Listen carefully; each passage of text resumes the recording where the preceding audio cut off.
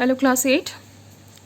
So we are back again with this chapter, the concert, a beautiful lesson to read. Okay, so we have done till page number 141, and in today's class we are going to read out page 142, and let's try and conclude this chapter today. Okay, so in the last class, this is part 4, I guess, of this lesson. In the last class, we have learned how. In the last class, we learned how Smita managed to get to the concert to listen to these maestros playing live, है ना. कैसे वो अपने father के साथ वो live देखने गई थी ये शो कॉन्सर्ट को. And what happen, they all were mesmerised. मतलब इतना ब्यूटीफुल सा पीस वो लोग उन लोगों ने प्ले किया था कि सारे ऑडियंस जो थे स्पेल बाउंड थे, बिकॉज इतना अच्छा वो दृश्य था. इतना व्हाट शुड आई से, the environment was so like beautiful. बहुत ही इन्जॉय किया उन्होंने. और कैसे ऑडियंस ने इन दोनों को स्टैंडिंग ओवेशन दिया in respect. Okay, and we learnt about a large mustachioed man who gave a long boring speech at the end. ठीक है, mustachioed man, I told you ना, a person who has a long mustache, that is called a mustachioed. Okay, ठीक है. So and then how the concert came to an end with a bouquet of flowers and people applauding. ठीक है, and everyone started moving towards the exit. यहाँ तक हम लोग पढ़ चुके थे. आज हम लोग यहाँ से रीड आउट करेंगे. Now was the time Smita made her way through the crowd towards the stage. Then she went up the steps that led to the wings, her heart beating loudly. In the wings, a small crowd had gathered to talk about the evening concert and to help carry the bouquet, teacups and the instruments. Okay, now as the concert got to an end, everyone was moving towards the exit. सब लोग बाहर की तरफ निकल रहे थे. But it was the time for action for Smita ना, क्योंकि वो कुछ प्लान करके आई थी घर से ही. So उसने क्या किया, वो स्लोली क्राउड के बीच से होते हुए वो उस तरफ स्टेज के उस साइड से जाने लगी जहाँ से जो उसको वो स्टेप्स मीन्स वो स्टेज तक लेकर जाएगा. और जैसे वो जा रही थी उस तरफ ना, उसका हार्ट जो है बहुत ज़ोर से बीट कर रहा था, धड़क रहा था. सो और उस विंग्स पे नॉर्मल ऑडियंस नहीं थे. वो जो जो कॉन्सर्ट अरेंज हुआ है, स्टाफ या मेंबर्स वहाँ पर थे. वो स्मॉल क्राउड, छोटी सी क्राउड थी जहाँ पे कुछ लोग थे जो कि हेल्प कर रहे थे. वो जो बुके मिला है ये माइस्ट्रो को उसको कैरी करने में, या टिकअप्स या इंस्ट्रूमेंट जो भी है, वापस उन सबको ले जाने के लिए. Okay, she was making that way, she took that way, और ताकि वो स्टेज तक पहुँच पाए. He was there standing with the man who played the tabla for him, the great wizard of music, Ustad Allah Rakha. ठीक है, he was there means who was there, tell me. Yes, the maestro. Okay, वो वहाँ पे खड़ा था. किसके साथ? The great wizard of music. Now wizard means magical ना, उसको मैजिकल बोला गया है. He also is a very good tabla player. No, so who is this Ustad Allah रखा. और जैसे ही वो उन लोगों के पास जा रही थी ना, her knees felt weak, her tongue dried because of nervousness, because of she was very much nervous ना, क्योंकि वो ये स्टेप ले रही थी. तो उसके नीज मतलब उसके पैर जैसे एज इफ उसमें कोई जान नहीं थी, बहुत वीक हो गए थे, और उसकी टंग ड्राइड हो गई थी. But she went up and standing before them, her hands folded, oh sir, she burst out. पर जैसे ही वो उनके सामने खड़ी हुई, उसने अपने हाथ फोल्ड किए और बोलना शुरू किया. Sir, yes, Pandit Ravishankar asked kindly, and her story came pouring out.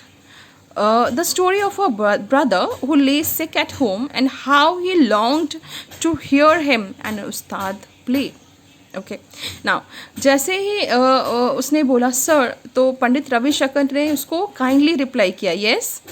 And जैसे उन्होंने ये बोला, उसने एक मतलब झटके में अपनी सारी स्टोरी पोरिंग आउट मीन्स दर्द भरी, हाँ, because she was very much in pen ना, बिकॉज वो इतना फ्राइटनिंग ट्रुथ जानती थी अपने भाई के बारे में. तो she told all that in one go. And उसके बाद उसने बोला कि कैसे मेरा भाई आप दोनों को मिलना चाहता है, आपको सुनना चाहता है, वो भी live. And how he long means जो चीज़ हम लोग बहुत शिद्दत से चाहते हैं, like something which you want very badly, ठीक है. तो वो चीज़ बोल रहा है, वो कैसे आप लोगों को सुनना चाहता है, देखना चाहता है, आपको प्ले करना मतलब आपको म्यूज़िक प्ले करते हुए देखना चाहता है. Then she said, "Will you come to Aunt Sushila's house and play for him?" She asked at the end breathlessly. "Please," she begged, "please come." और उसको ये सब बातें बोलने के बाद अगेन उसने एक सेंटेंस इंक्लूड किया, क्या कि क्या आप मेरे आंट के घर आ सकते हो और प्ले कर सकते हो. जस्ट इमेजिन, किसी माइस्ट्रो से आप मिल रहे हो फर्स्ट टाइम और उसको आप ये बात बोल रहे हो. But she had that guts ना, क्योंकि उसको अपने भाई के लिए कुछ ना कुछ करना था और ये भी उसके लिए एक chance of a life time था, बिकॉज वो एक मौका था ना, एक अपॉर्चुनिटी थी जिसे वो खोना नहीं चाहते थे. वो एक ट्राई कर रही थी कि काश शायद ये लोग मान जाए, ठीक है. और ये सब चीज़ें उसने एक सांस में बोल दी और हाथ जोड़ते हुए कहा, "sir please please do come to my house." "Little girl," said the mustachioed man, "Pandit ji is a busy man. You must not bother him with such request." उसने फिर वो मुस्टाशियोड जिसने स्पीच दिया था, जो वो एंकर कर रहा था, ठीक है, वो बोला कि छोटी बच्ची तुम ऐसे मत बोलो, पंडित जी बहुत ही बिजी मैन हैं, बहुत ही बिजी रहते हैं और तुम इस तरह के रिक्वेस्ट से उनको परेशान मत करो. But Ravi Shankar smiled and turned to Ustad Allah Rakha and said, "What shall we do, Ustad Sahib?" Then Pandit Ravi Shankar ने उसकी सारी बातें सुनी और उस्ताद अल्लाह रखा की तरफ देखा स्माइल करते हुए और बोला कि सर उस्ताद साहिब बोलिए तो क्या करना होगा हमें. Now as we have learn ना, they always did their concert together. जब भी थे वो दे यूज टू अकम्पनाई ना, वो हमेशा एक साथ ही परफॉर्म किया करते थे. Then Ustad Allah Rakha said, "tomorrow morning we perform for the boy." "Yes," he said. Again Ustad Allah रखा ने बोला कि कल सुबह हम लोग उस बच्चे के लिए परफॉर्म करेंगे. हाँ बिल्कुल. Yes Pandit ji reply, "it's settle then." So Pandit ji ने बोला बिल्कुल ठीक, तो ये सेटल्ड हुआ, मतलब ये डिसाइडेड है, ये फिक्स किया हम लोगों ने तुम्हारे लिए. It was a very excited Smita who came home late that night. Anant lay awake breathing in oxygen from the cylinder. और इसके बाद वो लोग घर बहुत देर से पहुँचे, स्मिता और उसके फादर. और वो जो आई थी और जो स्मिता घर वापस जा रही थी, it was the very excited, मतलब बहुत ही ज़्यादा खुश, बहुत ही ज़्यादा उत्साहित. और अनंत देर वो अभी तक जागा हुआ था, सोया नहीं था और अपनी सांसें वो सिलेंडर से ले रहा था, because he was also waiting कि वो उसका एक्सपीरियंस सुन सके कि उसकी बहन ने कैसा एक्सपीरियंस किया. Okay, did you hear him, he whispered. तो आते ही उसने पूछा, क्या तुमने सुना उन्हें प्ले करते हुए. "I did," she replied, "and I spoke to him and he will come tomorrow with Ustad Sahib and they'll play for you." उसने बोला हाँ बिल्कुल, और मैंने उनसे बातें भी की और मैंने उनसे ये तय करवाया कि कल वो हमारे घर आएंगे और तुम्हारे लिए प्ले करेंगे. Okay. The following morning, Aunt Sushila's neighbors saw two men getting out of a taxi, which stopped outside their block. They could not believe their eyes. "Is it? It's not possible," they said. Okay. The next day means उसकी दूसरी सुबह Aunt Sushila's के neighbor जो थे उन्होंने देखा कि एक टैक्सी से दो लोग उतर रहे हैं और वो उन लोगों के block means you getting it ना, बिल्डिंग या फ्लैट के ब्लॉक्स होते हैं ना, like A block B block like that. तो उसके ब्लॉक के सामने वो टैक्सी रुकी थी और उनके नेबर्स की आंखें मतलब ये सीन समझ नहीं पा रही थी कि कैसे ये दो लोग उतर के उनके फ्लैट के पास रुके हुए हैं. ओके, और वो आपस में डिस्कस कर रहे थे क्या ये पॉसिबल है. Means these maestros coming to their place, जहाँ के लोग उनको मिलने, उनको देखने के लिए एक पर्टिकुलर प्लेस पे जाते हैं जहाँ पे वो इवेंट ऑर्गेनाइज होती है ना, and such maestros are coming to your house, to someone's house. वो भी बात बहुत ही ज़्यादा लाइक अनबिलीवेबल है ना. That is why they were not believing their eyes. Pandit Ravi Shankar and Ustad Allah Rakha went up the wooden staircase and knocked softly on the door of Aunt Sushila's apartment. और ये दोनों उतरे और wooden staircase से होते हुए आन सुशीलास के अपार्टमेंट में पहुँचे, जहाँ उन्होंने सॉफ्टली नॉक किया. They went in, sat down on the diwan by the window and played for the boy. और वो अंदर गए. Diwan is the long sofa, हाँ, जिसके लाइक पहले होता था, now you don't get these, but still like if you get like antique furnitures you must see it. ठीक है, तो दीवान उस पर बैठे और ये दे started playing for the boy, surrounding him with a great and beautiful happiness as life went out of him gently, very gently.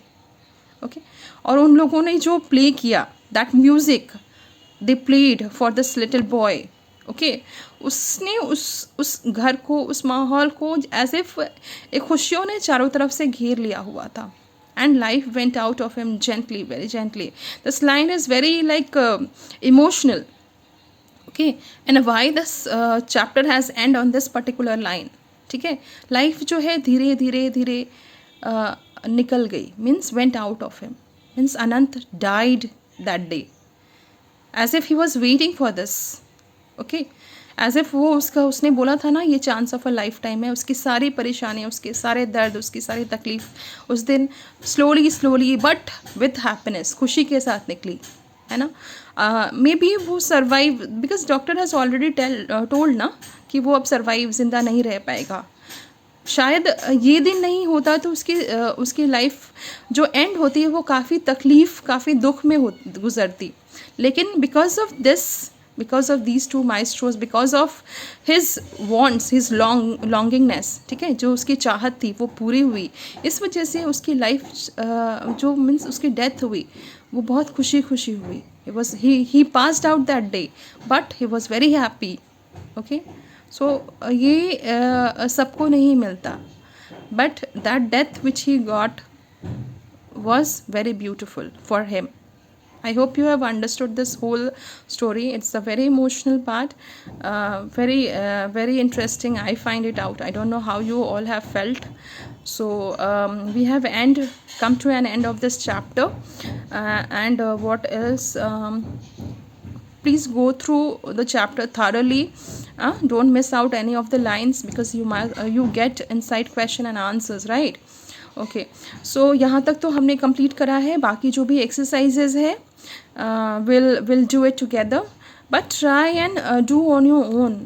You are in class 8 all of you, so try solving them. Okay, I will be giving you no doubt, but खुद से भी करने की कोशिश किया करो आप लोग. ओके, चलो, on this note I am ending this class. Take care of yourselves. Bye bye.